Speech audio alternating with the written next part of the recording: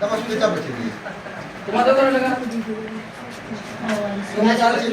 د مردان تحصیل کاټلنګ کې د ډیفټیریا یعنی خناک رنس وبایي شکل خپل کړي چې په نتیجه کې درې ماشومانو ژوند بایللې دی.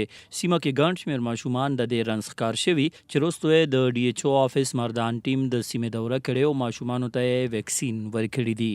په دې اړه د ډي ایچ او آفس مردان هیلث کوارډینیټر ډاکټر روبینا ریاض سنو پښتونخوا ته صدارنګ ویلي دي. ډفتیریا بیماری چې کومه ده نو دا یو خطرناک بیماری ده خو لا علاج نه ده چې موږ احتیاط وکړو نو موږ ته بچ کیدی شو.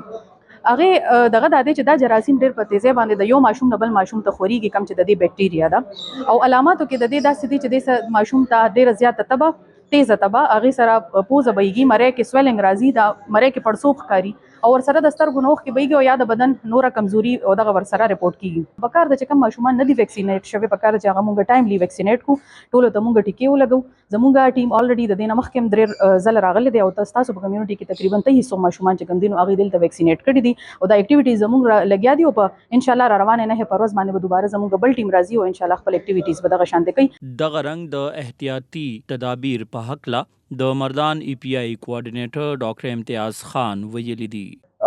ټیټنس ډفتیریا ویکسین او پینټا ویکسین د ماشومان لپاره موږ دا ماشومان ویکسینیټ کړو غټ مو ویکسینیټ کړو د سره موږ چونکې میډیکل کیمپ وکړو موږ په دې میډیکل کیمپ کې 493 خلک داسې چې هغه د ساه د نزلې بیمارو موږ هغې ته علاج هم وکړو او د هغې سره چې کوم خلکو باندې زموږ شک راتله چې یاره دا خدای مکه ډفتیریا کیدی شي د هغې ارلی یا as soon as possible زر ته زره ډایګنوسس پکار دی. موږ د هغې نه سیمپلز هم واخیسته او هغه موږ کیمیو او NIH ته هغه مو ولېږل. خناک یو داسې بیماری ده کوم چې د ماشومانو سره کمزورې مشرانو ته هم لګېدی شي. د دې بیمارۍ علاج شته ولې د علاج نه بهتر احتیاط دی. پکار ده چې موږ خپلو ماشومانو ته د حفاظتي ټیکو سره د هغوی د صفایۍ خاص خیال وساتو چې هغوی د بیمارو نه بچ پاتې شي.